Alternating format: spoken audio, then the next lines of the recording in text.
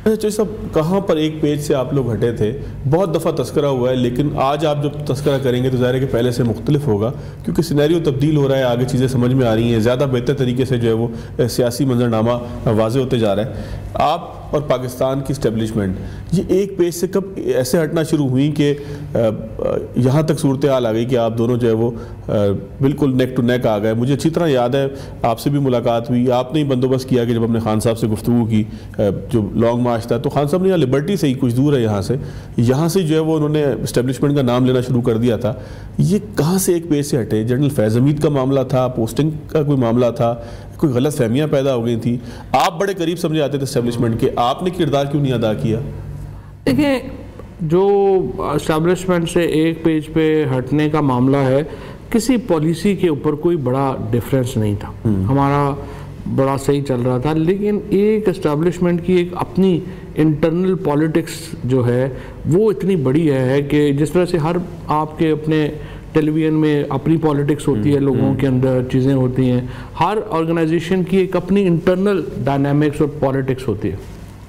जो इमरान खान थे वो ज़्यादा इस्टेब्लिशमेंट की अंदरूनी पॉलिटिक्स, वो तो लोगों को इतना जानते भी नहीं है, ना ही उनका है, वो उस पॉलिटिक्स के गुमन घेरियों में हम फंस गए। अदरवाइज़ हमारी डायरेक्ट क्लैश कोई नहीं था कोई ख़ास, और उसमें ठीक है जब बाजवा साहब के साथ अब काफ़ी गिला जो है वो बनता भी है और उसकी वजूहात भी हैं, लेकिन उनमें उनका भी वरियन होगा कि ये हुआ जो हुआ, लेकिन वो भी अब चले गए, अब उनके ऊपर बंदा क्या बात करे।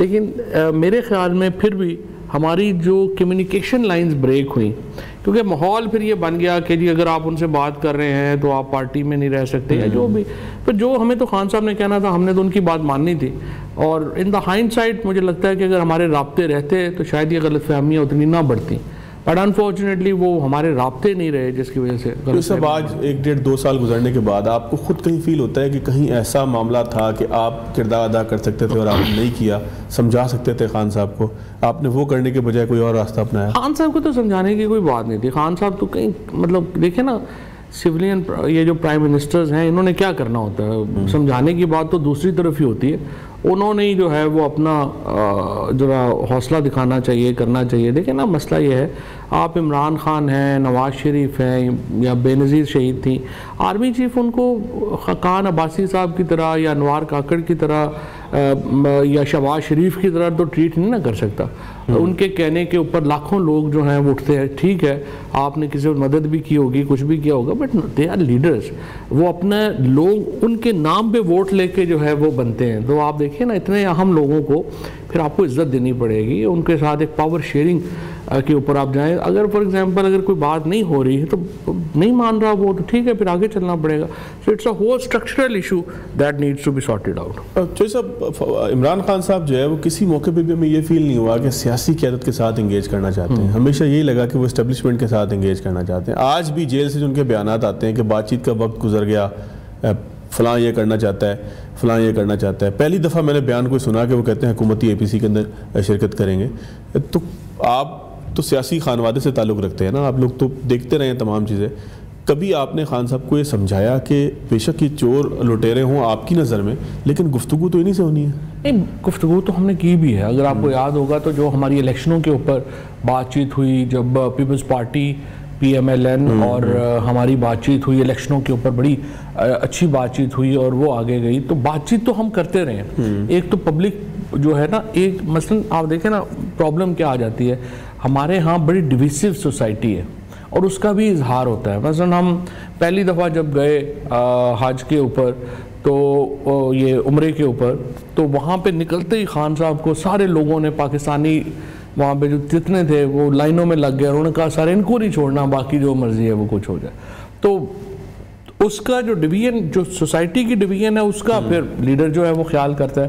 बट देखिए अल्टीमेटली हम लोग को बंदूकें लेके पहाड़ों पे तो नहीं चढ़ सकते, बिल्कुल आपने इसी सोसाइटी में रहना है, लोगों ने साथ रहना है, तो अल्टीमेटली हमारी जो डेमोक्रेसी है उसको थोड़ा मैच्योर होना ही होगा और हमें एक दूसरे को बर्दाश्त करके ही चलना होगा। सो बातचीत जो आप पूछ रहे हैं, देखें आप एस्टैब्लिशमेंट से अकेले बातचीत का कोई फ़ायदा नहीं है, आपने ग्रैंड पॉलिटिकल डायलॉग करना है जिसमें सियासी जमातें शामिल होंगी। लेकिन मेरा मानना यह है कि अभी इस वक्त पीटीआई को ना हुकूमत से बातचीत करनी चाहिए ना एस्टेब्लिशमेंट से बातचीत करनी चाहिए, क्योंकि इस वक्त उनकी नज़र में आपकी कोई वर्थ नहीं। अगर मैं और आप बातचीत कर रहे हैं और मेरा और आपका एक आप मेरा को बाहर ही नहीं ला रहे, तो फिर बातचीत नहीं हो सकती।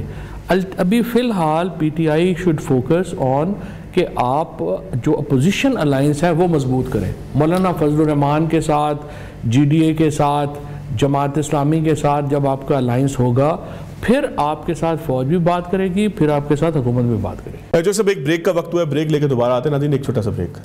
ब्रेक के बाद खुशामदीद, फवाद जोशी साहब मेरे साथ मौजूद हैं। बहुत सी बातें हो रही है। जोशी साहब, आप फोकस की बात कर रहे हैं, तो इस वक्त जो तहरीक इंसाफ की क़यादत है या जो लोग तहरीक इंसाफ लीड कर रहे हैं या जिन्होंने अलम उठाया हुआ है, क्या वो फोकस्ड आपको नज़र आते हैं? मुझे तो लगता है कि वो भी आपस में एक दूसरे के खिलाफ टुकड़े नहीं हुए, तो कम से कम धड़ेबाजी है, एक दूसरे के खिलाफ बयानात हैं। मरवत साहब ने यूके से एक इंटरव्यू दिया जिसमें वो खान साहब के ऊपर ही तनकीद शुरू हो गया। पहले आपके ऊपर की थी, अब खान साहब के ऊपर शुरू कर दी। फिर ज़ाहिर है कि मैंने तो वो बहरहाल हैं, उन्होंने आना भी है, असम्बली के अंदर भी बात करनी है, कमेटी भी उनको कोई चाहिए थी। तो क़यादत फोकस्ड है?